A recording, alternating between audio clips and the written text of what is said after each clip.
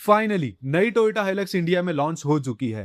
Toyota Hilux इस दुनिया की सबसे लेजेंडरी पिकअप ट्रक्स में से एक है। Australia, Thailand, South Africa, Middle East, literally हर जगह ये ट्रक बिकता है, लेकिन इंडिया में इसे कोई नहीं खरीदता। और सबसे शॉकिंग बात, सिर्फ टोयोटा ही नहीं, इसूजू भी इंडिया में फेल हो गया है। और अब महिंद्रा भी अपनी स्कॉर्पियन पिकअप ट्रक लॉन्च करने वाले हैं। तो क्या महिंद्रा वो कर पाएंगे जो टोयोटा और इसूजू अभी तक नहीं कर पाए? आज सिर्फ हाइलक्स की बात नहीं करेंगे, आज ये देखेंगे कि इंडिया में पिकअप ट्रक्स एक्चुअली चलते क्यों नहीं है। देखो, इंडिया में जब भी कोई पिकअप ट्रक देखता है ना, तो सबसे पहला थॉट यही आता है, अरे ये तो माल ढोने वाली गाड़ी है, ये तो कमर्शियल व्हीकल है, खेती बाड़ी के लिए ली होगी या कंस्ट्रक्शन वाले यूज करते होंगे। और ऑनेस्टली यही सबसे बड़ी प्रॉब्लम है, क्योंकि बाहर के कंट्रीज में पिकअप ट्रक्स का मतलब बिल्कुल अलग होता है। वहां के लोग पिकअप को फैमिली कार की तरह यूज करते हैं। डेली ऑफिस भी उसी से जाएंगे, वीकेंड पे कैंपिंग भी उसी से होगी और ऑफ रोडिंग भी। लेकिन इंडिया में पिकअप का नाम सुनते ही एक अलग सी इमेज बन जाती है, कमर्शियल व्हीकल वाली। और इसी वजह से इतनी कैपेबल गाड़ी होने के बाद भी हाइलक्स जैसे प्रोडक्ट स्ट्रगल करते हैं, और फिर कंपनीज को उनको 10-12 लाख के डिस्काउंट पर बेचना पड़ता है। और पिकअप ट्रक्स ना चलने का बस एक रीजन नहीं है, एक्चुअली काफी सारे रीजंस है। सोचो, आप टोयोटा के शोरूम जा रहे हो, एक साइड फॉर्च्यूनर खड़ी है और दूसरी साइड हाइलक्स। दोनों की ऑलमोस्ट सेम प्राइसिंग है, इंजन भी सेम, टोयोटा का लोगो भी सेम। तो घर वाले क्या बोलेंगे?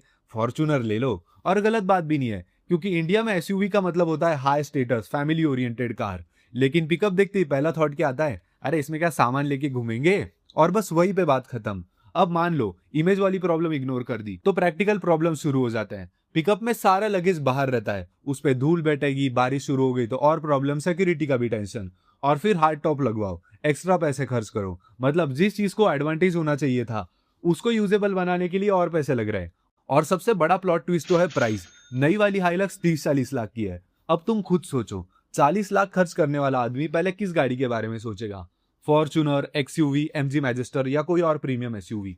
पिकअप उसके दिमाग में आती ही नहीं है। तो प्रॉब्लम हाइलक्स की नहीं है, प्रॉब्लम यह है कि इंडिया में पिकअप ट्रक्स को देखा ही अलग तरीके से जाता है। लेकिन इतनी सारी प्रॉब्लम्स के बाद भी टोयोटा ने नई हाइलक्स लॉन्च करी है। और अब टोयोटा तो इतनी बड़ी कंपनी है, उन्होंने कुछ तो सोच समझ के लॉन्च करा होगा ना।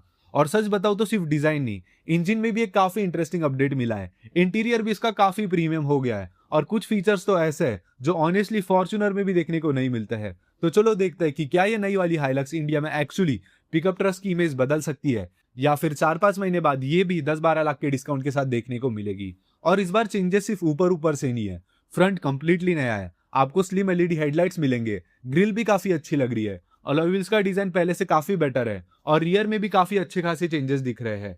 ओवरऑल गाड़ी पहले से काफी ज्यादा एग्रेसिव और प्रीमियम लगती है। और हाँ, रोड प्रेजेंस भी डेफिनेटली इंप्रूव हुई है। लेकिन असली चेंजेस बाहर नहीं, इसके अंदर देखने को मिलता है। कैबिन पहले से काफी ज्यादा मॉडर्न हो गया है। इसमें अब आपको 12.3 इंच का डिजिटल इंस्ट्रूमेंट क्लस्टर मिलता है, 12.3 इंच की टच स्क्रीन मिलती है, ventilated seats, 360 degree camera, ADAS. और सबसे अच्छी बात, टोयोटा ने फिजिकल बटन अभी भी कंटिन्यू रखे हैं।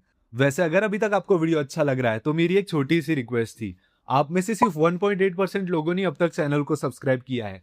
भाई मैं पिछले 5 साल से ऑटोमोबाइल वीडियोस बना रहा हूँ, और अभी तक भी अपन बस 13-14 हजार सब्सक्राइबर्स तक ही पहुंचे हैं। तो अगर आपको अभी तक ये वीडियो अच्छा लग रहा है या ऐसी ऑटोमोबाइल वीडियोस देखना आपको पसंद है, तो भाई सिर्फ 2-3 सेकंड लगता है सब्सक्राइब करने में, लेकिन उस क्लिक से मेरी बहुत हेल्प हो जाती है। और अगर सब्सक्राइब कर ही रहे हो तो वीडियो भी लाइक कर ही देना। तो चलो अब बात करते हैं इंजन की। इंजन में कोई चेंजेस नहीं है, आपको वही 2.8 लीटर का डीजल इंजन मिलता है। बस इस बार 48 volt new drive mild hybrid system add किया गया है, जिससे सच बताओ तो कुछ फर्क नहीं पड़ने वाला, ना माइलेज बढ़ेगी ना कुछ। मतलब ओवरऑल भी देखा जाए तो टोयोटा ने हाइलक्स को पहले से काफी ज्यादा प्रीमियम और मॉडर्न बना दिया है। पर इनका असली टेंशन तो अब शुरू होगा, and not because of Isuzu. Toyota वाले इसूजू को उनको कॉम्पिटिटर मानते भी नहीं होंगे। टोयोटा का सबसे बड़ा कॉम्पिटिटर होने वाला है महिंद्रा, क्योंकि महिंद्रा भी अपनी Scorpio and based pickup truck पे काफी टाइम से काम कर रहा है।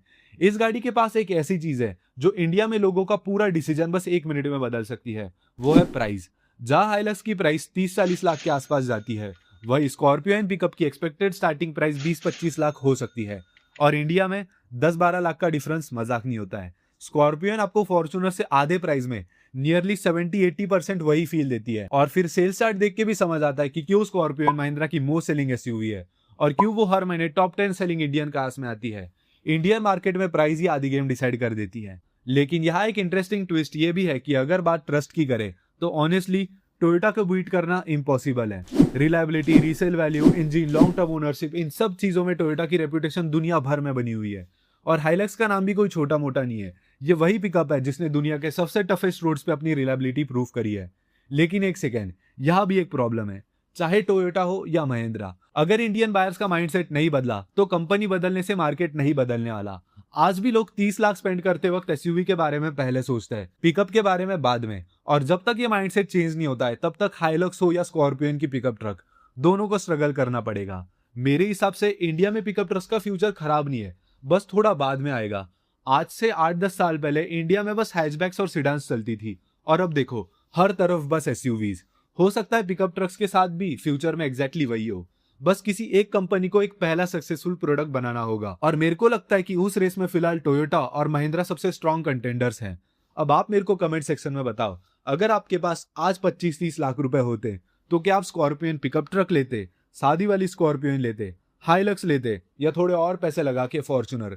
कमेंट सेक्शन में आपको ओपिनियन जरूर बताना। और अगर आपको ये जानना है कि अगले 2-3 साल में महिंद्रा कौन सी उनकी 10 नई हाइब्रिड कार्स लॉन्च करने वाला है, तो लेफ्ट वाली वीडियो देखो। और अगर आपको ये जानना है कि अगले 1 साल में टाटा मोटर्स कौन सी उनकी 3 नई एसयूवीज लॉन्च करने वाला है, तो लेफ्ट वाली वीडियो देखो। और अगर ये वीडियो पसंद आए तो वीडियो को प्लीज यार लाइक करके मेरे चैनल को सब्सक्राइब कर देना।